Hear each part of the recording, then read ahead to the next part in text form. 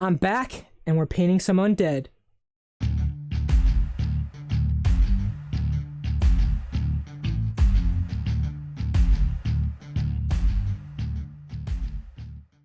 Hi guys, Jonathan from Two Raven Studios. Welcome! I do painting videos, model reviews, general gaming content. If that's something that interests you, make sure you subscribe. It's been a few weeks since I did a video. My real life got in the way of painting, but this week we're getting right back into it. So if you've been paying attention, you know that this weekend, Warhammer Underworld's Cursed City comes out, and I am super excited for this game.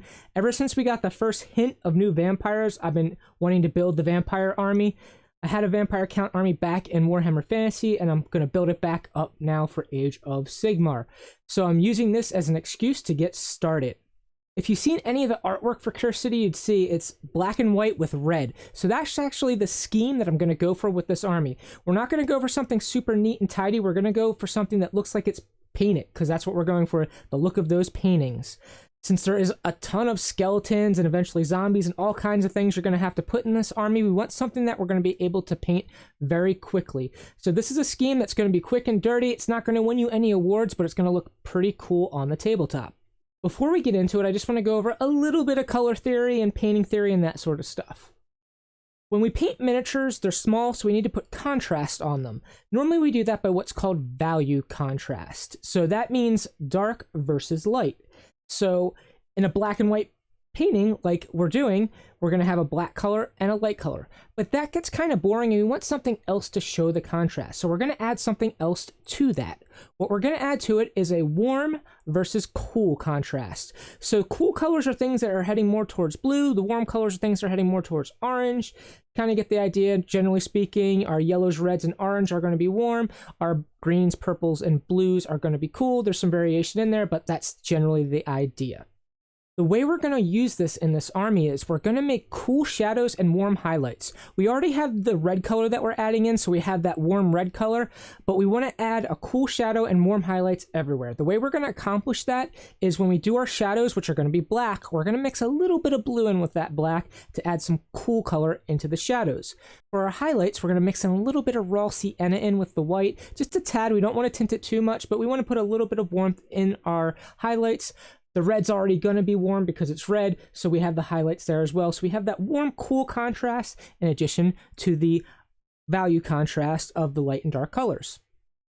We're going to hop right into painting. The models have been primed with Viejo Gray Surface Primer. If you're strictly doing Citadel paints, though, you're going to want to use Gray Seer to prime. So let's get our models primed and hop right into the painting. We're starting off with Black Templar contrast paint, and I mixed a little bit of Talisar blue into it. The Black Templar already has a bluish hue, but we just want to pump it up a little bit. And what we're doing here is we're spraying anything that's not the skeleton pretty much. So we're spraying anything that's going to be metal, the haft of the spear, the armor. And you can see here, I magnetize all my miniatures, so I have them all on this metal plate, and I'm just going through the whole army very quickly this way. And it's just a fast way to get everything done like this. Once that's complete, we're going to go in with a little bit of titanium white ink with transparent raw sienna ink mixed in and highlight with this. So we want to pump the bone back up. If you're using pure Citadel paints, you're going to want to use a white color mixed with a little bit of skeleton horde. So we're just spraying on some highlights. Now we want to add in the red, and we're going to use Blood Angel's red contrast paint. So we're just going over the big banner on this guy, and on the other models you can pick what you want to be red. So just a little bit here and there. Most of these skeletons have little scraps of cloth on them that you can do, maybe some of their shields, just whatever you want. So you can see here just a little bit of scrap of cloth on this one. Spraying. And the work we've already done should give us a little bit of shading and highlight to begin with. And then once this is done, we're going to move over to the regular brush. At this point, we're going to add some oils on it. Now, people ask me all the time when I use oil paints, do I varnish before I move from my acrylics to oils? And no, I don't. Normally, it's fine. I use mineral spirits to thin down the oil paint. That can affect acrylic paints, I normally don't have an issue. The one thing I do have an issue with, though, is contrast paints, which we did use on this miniature. So if we do a lot of rubbing, we might wear some of the contrast paint off, but since we're going for a painterly look, a little bit of it getting worn off is actually going to just add to that look, and I don't mind. So I'm not varnishing before, but we are going to varnish after the oils, because the way we're using the oils, it's going to take some time to dry, and we don't want to wait for it to dry. So we're going to varnish it afterwards. I'm using Tester's Dull Coat to varnish, but you can use any varnish of your choice. So I'm not varnishing before we do the oils, but we are going to varnish after. So let's get our oils prepared. We're mixing black, blue with some mineral spirits, and we're going to put it right on our minis. So you can see at this point, if I wanted to field this army, I could stick it on the table, but we really want to pump this up a little bit more, and we're using the oil paints, like I said.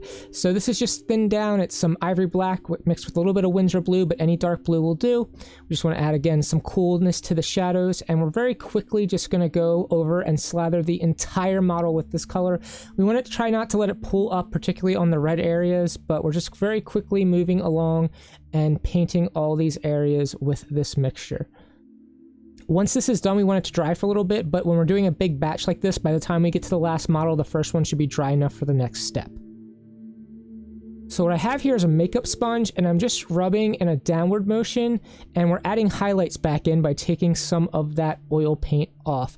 So you can see how it's the oil paint on the sponge, but I'm going in straight down motions. I really want to focus on particularly the bone parts to make sure they're brighter than all the armored parts. But just make sure you're following that downward direction, and we should just naturally get some highlights and shadows just by the wiping of the oil paint off the miniature. You can see this is a very quick process, and it gives us a very nice result. Once we're done this step, we could actually, again, field this army on the table, and it'd be an acceptable tabletop standard. So you can see what it looks like here. The great thing about batch painting is you can stop at any step and then come back later and pump it up to the next level. So this could be tabletop ready, but we're going to go another step farther. We want the red to be the brightest color here, so we're going to pump that up first. So we're using Bold Pyro Red from Monument Hobbies. If you're using Citadel paints, you should use Wild Rider Red or Evil Sun Scarlet, something really bright. And we're just adding little highlights here and there on any parts that are red. Like I said, we want to pump them up. And again, as I said earlier, we did varnish between the last step and this step because this isn't going to work well right over top all the oils we use. But just on all the models here and there, you just want to add a little bit of highlight just to pump up this red color. It's really going to give us a nice, bright, bold look.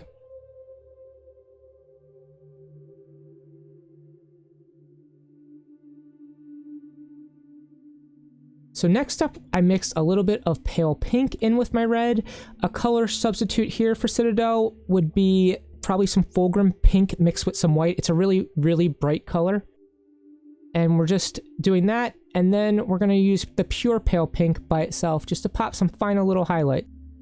These highlights do not have to be well blended or anything. Again, we're going for the look of a painting, and we actually want to see some of the brush strokes to achieve that look. So you can see just very quickly, we're making the red parts very bright and vibrant and helping it stand out and really make these minis pop. We're trying to spend the least amount of time and get the most result we possibly can.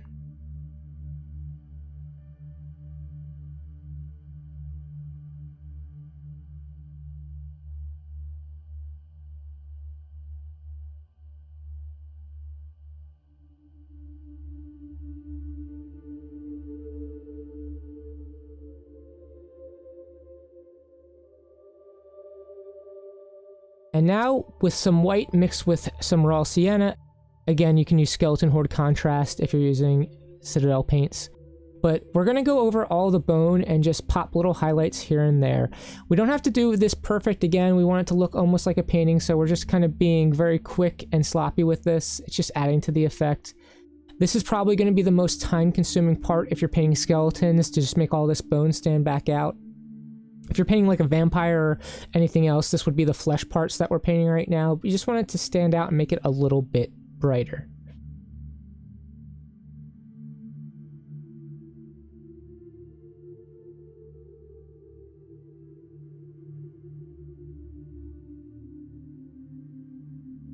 You see I'm just picking out the tops of the parts, the long bones. I'm just putting kind of like a strip down at the middle of it. We're not spending a super amount of time. We're not trying to think too much or blend this out too well. We just want to give it the look of some highlights, so across the table, the miniature.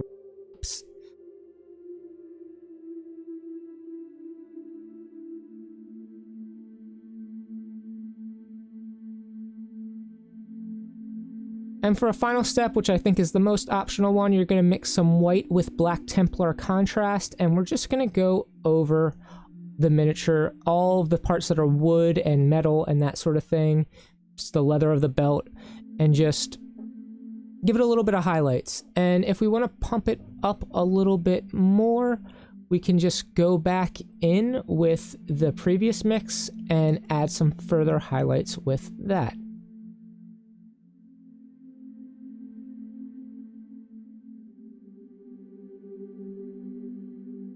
You can see here with this brighter color, we can really just pop some final highlights out.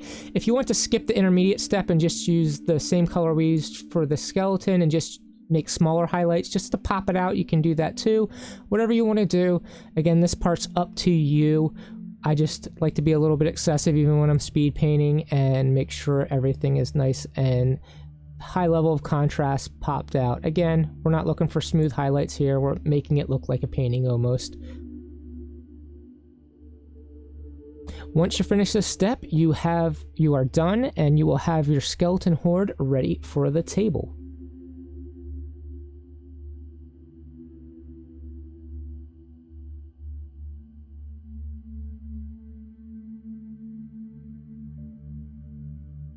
So here is some final shots. You can see I painted a bunch of other stuff to go along with these skeletons. Like here's a Mortark I painted. You can use this technique on anything just to get everything done really quickly. Here's a Coven Throne. I really like how the swarming horde of the spirits came out on this one. I hope you guys found that useful. I'm really enjoying painting this style, and I can't wait to finish this army out with this style. That being said, this is a really good technique for a bunch of quick miniatures to pump out a bunch quickly, but for our characters and heroes, we might want something that looks a little bit better and something put a little bit more detail into it.